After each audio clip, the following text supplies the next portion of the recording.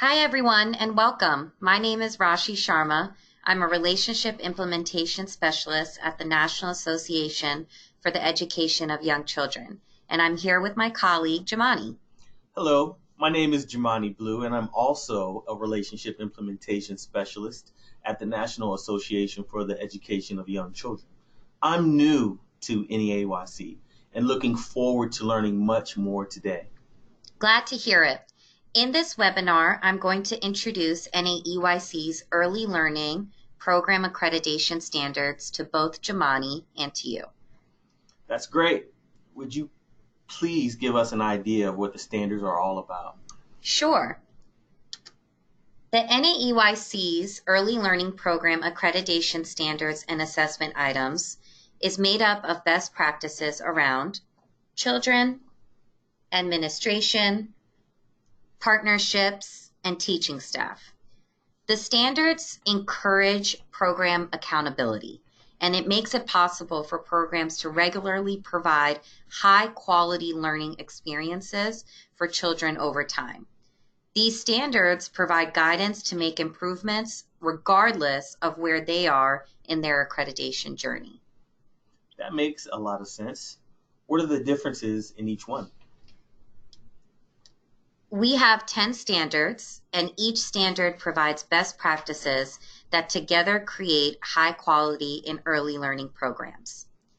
The standards are relationships, curriculum, teaching, assessment of child progress, health, staff competencies, preparation and support, families, community relationships, physical environment, and leadership and management.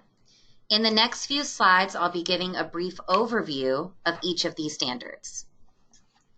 So where should we start?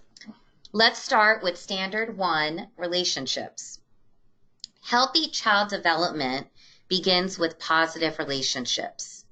Positive relationships with staff, with peers, and with families are important for the development of children's sense of self, self-regulation, and responsibility.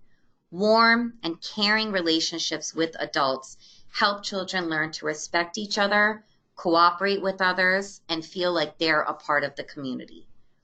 Standard 1's definition is that the program promotes positive relationships between all children and adults to encourage each child's self of individual worth and also belonging as a part of the community. Relationship sounds pretty important, but what about lesson plans? What about schedules? Are those in one of the standards as well? Yes, that's a part of curriculum, which is Standard 2. When teachers get to know their children individually, a good curriculum helps them plan learning experiences that encourage children's growth in all areas. The definition goes over these areas, which are social, emotional, physical, language, and cognitive. It sounds like teachers have to use their curriculum and the understanding of the child for curriculum. Absolutely, Jemaane, and that brings me to the next standard, which is teaching. Children bring different backgrounds, interests, experiences, and needs. When teachers use these differences, they help all children learn.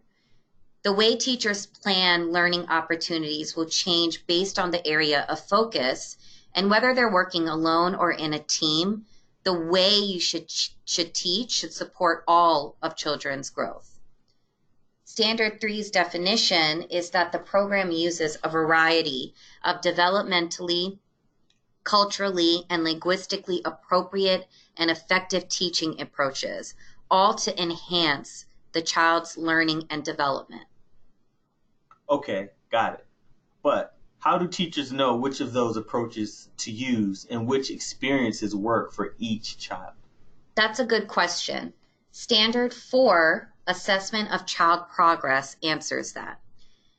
When teachers get to know each child, they're better able to create and change those learning experiences.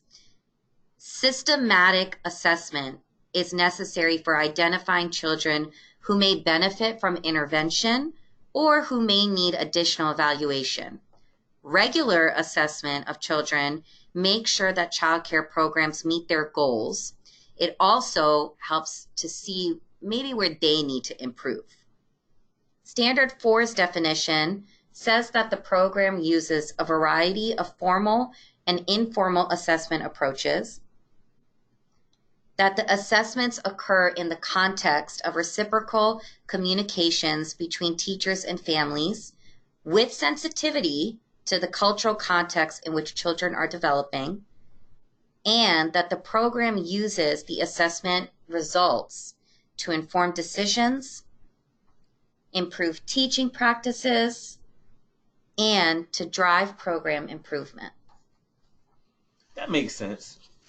Which standard is next on our list? The next standard is Standard 5, Health. Children depend on adults to make healthy choices for them and to teach them to make healthy choices for themselves. A quality program makes sure that the learning environment is clean and it prevents unsafe practices and environments. The definition of Standard 5 is that the program promotes the nutrition and health of children, and it protects children and staff from illness. And now we're going to talk about staff in Standard 6, staff competencies, preparation, and support. So this standard is just about teachers getting degrees? Well, educational qualifications are just a small part of this standard. Staff who have training and education in child development and early childhood education are more likely to have those warm, positive interactions with children, the thoughtful conversations, and overall create the higher quality learning environments. Teachers and administration should continue to learn from what's new in the field through professional development. Standard 6 definition is that the program employs and supports a teaching and administrative staff that have the qualifications, the knowledge, and the professional commitment necessary to promote children's learning and development, and also to support families' diverse needs and interests. That's really good to know. Standard 6 is about the teacher's professional development as a whole. Families absolutely want to know that their children's teachers are qualified. That's very true. And speaking of families, Standard 7 is just that. Children's learning starts at home with their families. Programs need to value the important role families play. When staff support the family as a whole and work with them as a team, the children learn best. The program establishes and maintains collaborative relationships with each child's family to foster children's development in all settings. And these relationships are sensitive to family composition, language, and culture. Are there any other relationships that are important to note? Yes, as you've heard, it takes a village to raise a child. Standard 8 is community relationships. The relationship programs make with organizations in the community can support their goals for including all children, diversity, and the curriculum.